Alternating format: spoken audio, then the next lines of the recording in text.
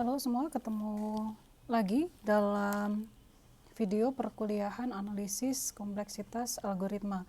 Pada video ini saya akan menjelaskan contoh penggunaan loop invarian pada pembuktian kebenaran algoritma multiplication atau perkalian, di mana algoritma ini akan menghasilkan hasil perkalian dari Y dengan Z yang tersimpan pada variabel X. Video ini akan dibagi ke dalam dua bagian supaya tidak terlalu lama durasi videonya. Pada bagian ini saya akan menjelaskan sampai dengan bagaimana membangun loop invarian. Kemudian di video berikutnya saya akan menjelaskan bagaimana menggunakan loop invarian tersebut untuk membuktikan kebenaran dari algoritma. Baik, kita mulai. Ini adalah algoritma perkalian multiply antara Y dengan Z yang kemudian hasilnya akan disimpan pada variabel X. Saya tuliskan kembali. Dan ini adalah hasil awal yang didapat, merupakan sebuah formula umum, yaitu seperti ini ya, di mana nilai N bisa genap dan bisa ganjil. Kenapa ini ditampilkan? Karena nanti kita akan menggunakan. Karena Anda lihat bahwa di algoritma nilai Z ini bisa ganjil atau genap, seperti itu. Baik, algoritma multiply ini kita mengklaim bahwa jika Y dan Z adalah himpunan asli, himpunan dari bilangan asli, maka fungsi multiply YZ akan menghasilkan atau mengembalikan nilai perkalian dari Y kali Z. Klaim kita adalah seperti itu. Nah, kita seperti biasa kita akan membangkitkan beberapa fakta supaya kita bisa menemukan pola umum dari berbagai perubahan berbagai variabel yang ada pada algoritma. Misal ya, fakta kita mulai dari pada saat awal iterasi atau iterasi belum dimulai, atau pada saat C sama dengan 0, saya memiliki X0 itu adalah 0, yang lainnya anggap Y0 dan Z0 ya. Kemudian pada saat iterasi pertama, setelah iterasi pertama J sama dengan 1, maka saya mempunyai yang sudah pasti X1 dia akan bisa menjadi tetap sama dengan X0, atau X1 bisa menjadi X0 ditambah dengan Y0. Y0 dan Z0 sama dengan di sini ya. Ini nilai X1 sangat bergantung pada nilai Z. Gitu. Nah, di sini nilai Y-nya Y1 akan menjadi 2Y0, kemudian nilai Z1 akan menjadi, apa itu algoritmanya? Nah, di sini Z0 dibagi 2. Ini di iterasi pertama. Kemudian kita coba satu lagi, pada saat iterasi kedua, setelah iterasi kedua, maka nilai X2 sama ya, dia bisa menjadi tetap seperti nilai X sebelumnya kalau nilai Z-nya adalah genap. Jika Z sebelumnya genap, Z1 berarti ya, atau X2 ini bisa menjadi X1 ditambah Y1 jika Z1-nya adalah ganjil. Begitu ya cara memahami algoritma ini. Jadi nilai X ini sangat bergantung pada Z. Kemudian Y2 dia akan menjadi 2 kali nilai Y sebelumnya, 2 kali Y1, kemudian nilai Z2 sama akan berubah menjadi nilai Z yang sebelumnya Z1 dibagi 2. Perhatikan pola yang ada, kita bisa melihat perubahan nilai setiap variabel itu setelah atau di akhir iterasi. Nah, saya bisa menemukan beberapa fakta berikut. Yang pertama misalnya nilai Y pada iterasi berikutnya perubahannya akan mengikuti pola seperti ini. Ini kan. Kemudian perubahan nilai Z akan mengikuti pola seperti ini. Z itu menjadi Z yang ke J dibagi 2, floor ini ya, di round down. Kemudian saya punya fakta bahwa X0-nya adalah 0. Kemudian fakta berikutnya yang saya punya adalah perubahan nilai X. Lihat. Nilai X pada iterasi berikutnya adalah secara umum adalah XJ ditambah YJ ya. Ya kan? Tapi YJ-nya ini kan bisa saja bernilai 0 tergantung dari nilai Z. Oh, kalau seperti itu, ini harus dikalikan dengan nilai Z. Nah, Z-nya ini kan bisa ganjil, bisa genap. Cara termudah untuk mengetahui apakah nilai Z ganjil atau genap itu dengan cara melihat sisa dari pembagian dengan 2. Kalau bilangan Z ini adalah ganjil, maka hasil pembagian dengan 2-nya kan 0, berarti ZJ mod 2 adalah 0, 0 dikalikan Y adalah 0, maka ini akan memenuhi seperti ini, gitu ya. Sebaliknya jika Z adalah bilangan ganjil, maka akan menjadi XJ plus YJ, seperti itu. Ini adalah beberapa fakta yang kita dapatkan. Baik, kita simpan dulu, selanjutnya kita akan membangun loop invarian.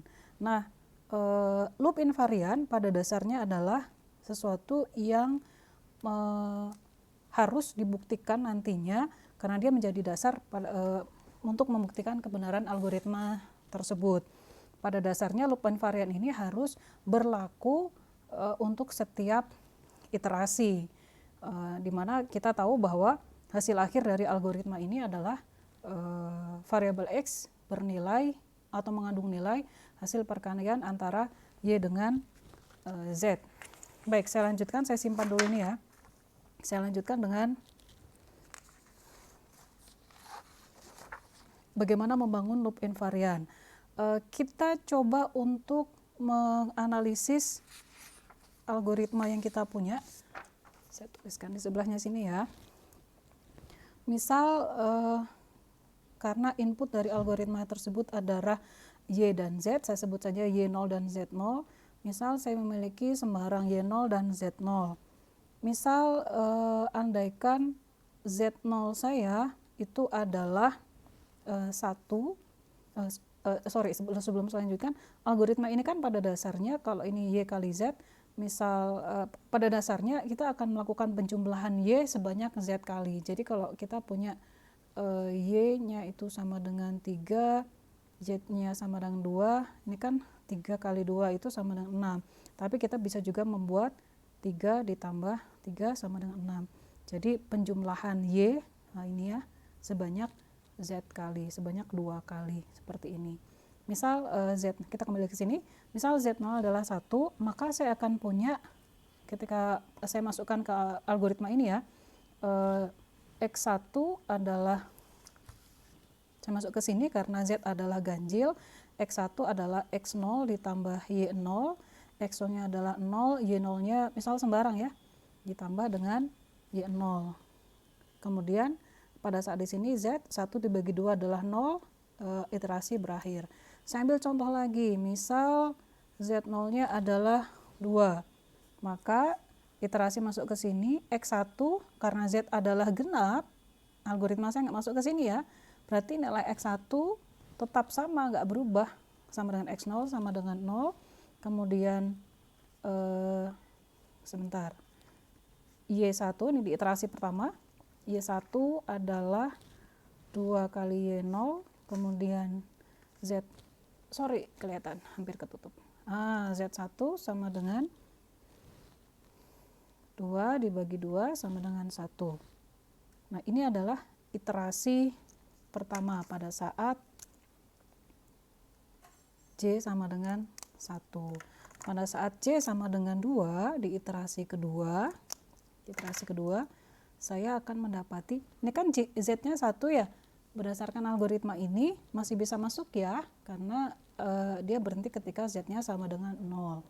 Maka saya memiliki X2 sama dengan, karena Z-nya adalah ganjil, maka di sini saya punya, oh kalau kayak gitu masuk ke sini nih, X2 sama dengan X1 ditambah Y1 sama dengan, saya tulis di bawahnya saja, X0 ditambah X1-nya itu adalah X0 tambah Y1-nya itu adalah 2Y0. Saya berhenti di sini untuk supaya Anda melihat polanya. Kemudian Y2 akan menjadi 2Y1, kemudian Z2 akan menjadi, Z-nya berapa tadi? Z sebelumnya adalah 1 dibagi 2 adalah 0. Algoritma berhenti. Saya kasih contoh satu lagi. Misal kita memberikan inputan Z0-nya adalah 3. Pada saat iterasi pertama, iterasi saya simbolkan dengan J, saya memiliki X1 sama dengan X0, 3 adalah ganjil ya, 3 masuk ke sini ganjil, maka X1-nya adalah X0 ditambah dengan Y0, seperti itu. Kemudian saya punya Y1 sama dengan 2Y0, Z1 sama dengan 3 dibagi 2 adalah 1. Gitu ya, itu pada saat iterasi pertama. Kemudian iterasi kedua, nilai Z adalah 1, X1 saya, X2, ini iterasi kedua, udah mulai fokus, harus fokus lagi, X1 ditambah Y1, masih ganjil ya, 1 kan ganjil, Z sini kan ganjil, ini sama dengan X1 saya berapa? X0 ditambah Y0, Y1 saya berapa? 2Y0, maka saya punya X0 ditambah 3Y0. Kemudian Y2 saya akan menjadi 2Y1 sama dengan, nggak penting ya, saya biarkan di situ. Z2 saya akan menjadi nilai Z yang sebelumnya 1 dibagi 2, ini floor, maka di sini 0. Ketika 0 maka iterasi berakhir. Perhatikan bahwa ada pola yang lumayan unik di sini. Di sini.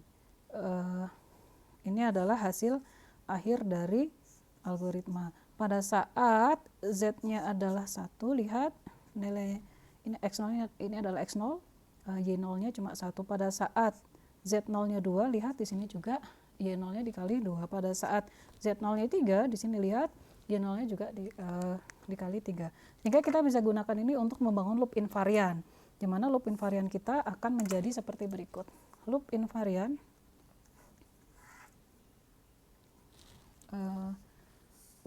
kita akan menjadi untuk setiap iterasi J atau untuk semua iterasi J, akan berlaku YJ kali ZJ ditambah XJ akan menghasilkan perkalian antara Y0 dengan Z0. Perhatikan ya, ini sama dengan seperti ini, hanya saya ubah posisinya, X-nya agak di belakang. Anda mau menulisnya terbalik nggak apa-apa. Ini adalah loop invarian yang kita bangun. Nantinya loop invarian ini harus kita buktikan untuk membuktikan kebenaran algoritma. Baik, itu video pertama, kita lanjut ke video berikutnya.